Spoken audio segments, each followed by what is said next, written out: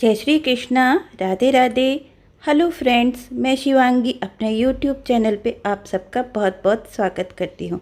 आज मैं आपको श्रीमद् भागवत गीता के 7वें अध्याय का महात्म्य पढ़कर सुनाऊंगी, जिसको सुनने मात्र से ही मानव के सभी प्रकार के पाप नष्ट हो जाते हैं। तो चलो शुरू करते हैं। सबसे पहले गणेश जी का स्मरण कर लेते हैं। ओम गंगणपतये नमः। ओम गंगणपतये नमः। ओम गंगणपतये नमः। ओम गंगणपतये नमः। ओम गंगणपतये नमः। श्रीमद् भागवत गीता के 7वें अध्याय का महात्म्य। भगवान शिव कहते हैं, पार्वती अब मैं 7वें अध्याय का महात्म्य बतलाता हूँ, जिसे सुनकर कानों में अमृत राशि भर जाती है। पाटलिपुत्र नामक एक दुर्गम नगर है, जहाँ गोपुर द्वार बहुत ही ऊंचा है। उस नगर में शंकुकर्ण नामक एक ब्राह्मण रहता था। उसने वैश्य वृत्ति का आश्रय लेकर बहुत धन कमाया, किंतु ना तो कभी पितरों का तर्पण किया और ना देवताओं का पूजन ही। वह धनोपार्जन में तत्पर होकर राजाओं को ही भोज दिया करता था।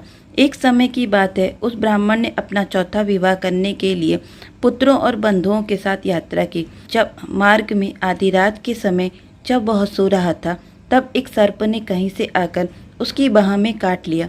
उसके काटते ही ऐसी अवस्था हो गई कि मणि मंत्र और औषधि आदि से भी उसके शरीर की रक्षा असाध्य जान पड़ी। तत्पश्चात कुछ ही क्षणों में उसके प्राण पखेरु उड़ गए। फिर बहुत समय के बाद वह प्रेत सर्प योनि में उत्पन्न हुआ। उसका चित्त धन की वासना में बंधा था। उसने पूर्व वृत्तांत को स्मरण करके सोचा, मैंने जो घर के बाहर करोड़ों की संख्या में अपना धन गाड़ रखा है, इससे उन पुत्रों को वंचित करके स्वयं ही उसकी रक्षा करूंगा। एक दिन सांप की योनि से पीड़ित होकर पिता ने स्वप्न में अपने पुत्रों के समक्ष आकर अपना मनोभाव बताया। तब उसके निरंकुश पुत्रों ने सवेरे उठकर बड़े विस्मय के साथ एक दूसरे से स्वप्न की बातें कही। उसमें से मंझला पुत्र कुदाल हाथ में लेके घर से निकला और जहां उसके पिता सर्प योनि धारण करके रहते थे, उस स्थान पर गया। यद्यपि उसे धन के स्थान का ठीक ठीक पता नहीं था, तो भी उसने चिन्हों से उसका ठीक निश्चय कर लिया और लोभ बुद्धि से वहां पहुंचकर बाबी को खोदना आरंभ किया। तब उस बाबी से बड़ा भयानक सांप प्रकट हुआ और बोला, ओ मूढ़, तू कौन है? किस लिए आया है? क्यों बिल खोद रहा है? अथवा किसने तुझे भेजा है? ये सारी बातें मेरे सामने बता। पुत्र बोला, मैं आपका पुत्र हूँ, मेरा नाम शिव है और मैं रात्रि में देखे हुए स्वप्न से विस्मित होकर यहाँ स्वर्ण लेने के कौतूहल से आया हूँ। पुत्र की वाणी सुनकर वह सांप हंसता हुआ उच्च स्वर से इस प्रकार स्पष्ट वचन बोला, यदि तू मेरा पुत्र है तो मुझे शीघ्र ही बंधन से मुक्त कर। मैं पूर्व जन्म के गाड़े हुए धन के लिए ही सर्प योनि में उत्पन्न हुआ हूँ। पुत्र ने पूछा, पिताजी आपकी मुक्ति कैसे होगी? इसका उपाय मुझे बतलाइए, क्योंकि मैं इस रात में सब लोगों को छोड़कर आपके पास आया हूँ। पिता ने कहा, बेटा, गीता के अमृतमय 7वें अध्याय को छोड़कर मुझे मुक्त करने में तीर्थ, दान, तप और यज्ञ भी समर्थ नहीं है।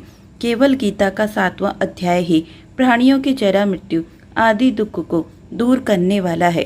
पुत्र, मेरे श्राद्ध के दिन 7वें अध्याय का पाठ करने वाले ब्राह्मणों को श्रद्धा पूर्वक भोजन कराओ।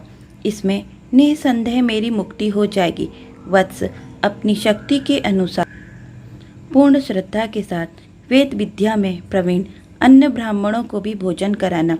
सर्प योनि में पड़े हुए पिता के ये वचन सुनकर सभी पुत्रों ने उसकी आज्ञा के अनुसार तथा उससे भी अधिक किया। तब शंकुकर्ण ने अपने सर्प शरीर को त्याग कर दिव्य देह धारण किया और सारा धन पुत्रों के अधीन कर दिया। पिता ने करोड़ों की संख्या में जो धन बांट कर दिया था, उससे वे सदाचारी पुत्र बहुत प्रसन्न हुए। उनकी बुद्धि धर्म में लगी हुई थी, इसलिए उन्होंने बावली, कुआं, पोखरा, यज्ञ तथा देव मंदिर के लिए उस धन का उपयोग किया और अन्नशाला भी बनवाई। तत्पश्चात 7वें अध्याय का सदाचार करते हुए उन्होंने मोक्ष प्राप्त किया। पार्वती, यह तुम्हें 7वें अध्याय का महात्म्य बताया है। जिसके श्रवण मात्र से मानव सब पातकों से मुक्त हो जाता। फ्रेंड्स, श्रीमद् भागवत गीता के 7वें अध्याय का महात्मन यहाँ पर पूरा हुआ। आपको यह महात्मन कैसा लगा मुझे कमेंट्स बॉक्स में ज़रूर बताना। जय श्री कृष्णा, राधे राधे।